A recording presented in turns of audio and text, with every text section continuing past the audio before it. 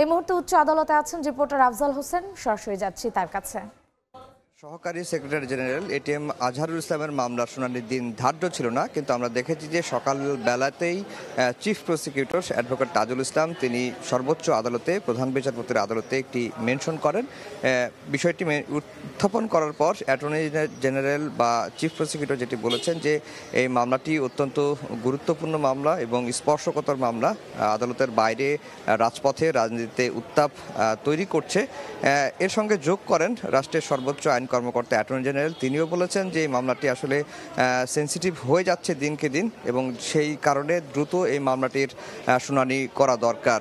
এরপরে আদালত আগামী মঙ্গলবার অর্থাৎ 25 ফেব্রুয়ারি শুনানির দিন ধার্য করেছেন এবং 25 ফেব্রুয়ারি আপিল বিভাগের কার্যতালিকায় 2 নম্বরে রাখা হবে, এমনটি কিন্তু আপিল বিভাগ জানিয়েছেন এবং অ্যাটর্নি জেনারেল এবং চিফ প্রসিকিউটর দুজনই কিন্তু ওই দিনের বিষয়ে সম্মত হয়েছেন। অর্থাৎ 25 ফেব্রুয়ারি এই মামলাটির রিভিউ শুনানি হবে এমনটি আশা করছে। জামাতের আইনজীবী যেটি জানিয়েছেন যে এই মামলায় রাজনৈতিকভাবে এটিএম আজহারুল ইসলামকে আন্তর্জাতিক অপরাধ ট্রাইব্যুনাল মৃত্যুদণ্ড দিয়েছেন এবং যদিও এই ট্রাইব্যুনালের মৃত্যুদণ্ডের রায়টি পরে আপিল বিভাগে গিয়েও বহাল থাকে এবং আপিল বিভাগে বহাল থাকার পরে এটিএম আজহারুল ইসলাম রায়ের বিরুদ্ধে রিভিউ আবেদন করেন এবং দীর্ঘদিন সেই রিভিউ আবেদনটি শুনানির জন্য কোনো উদ্যোগ নেওয়া হয়নি। 5 আগস্টের রাজনৈতিক পট পরিবর্তনের পরেই আবারও এই মামলাটি শুনানির রিভিউ শুনানির উদ্যোগ নেওয়া হয়।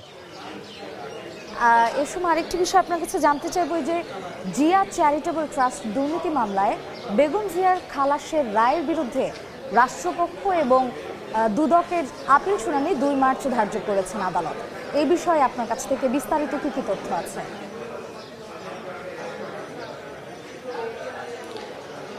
না, গত 27 নভেম্বর যখন জিয়া চ্যারিটেবল ট্রাস্ট দুর্নীতি মামলায় বিএনপি চেয়ারপারসন বেগম খালেদা জিয়া খালাস পেলেন এবং এই খালাসের রায়ের পরেই আমরা দেখেছি যে রাষ্ট্রপক্ষ এবং দুদকের তরফ থেকে তারা রায়ের বিরুদ্ধে সর্বোচ্চ আদালতে আপিল করলেন।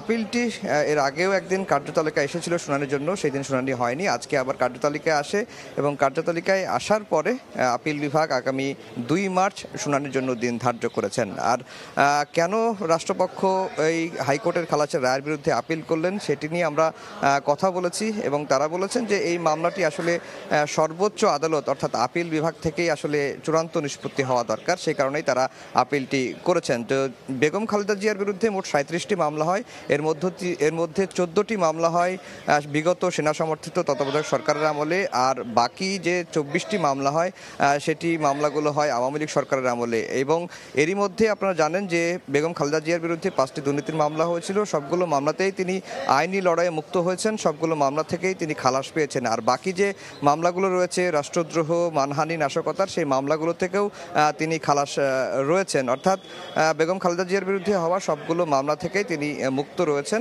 আইনি প্রক্রিয়ার মাধ্যমে। তো এই ছিল হাইকোর্ট থেকে আমার কাছে সবশেষ খবর। উচ্চ আদালত থেকে এতক্ষণ সরাসরি যুক্ত ছিলেন আফজাল হোসেন।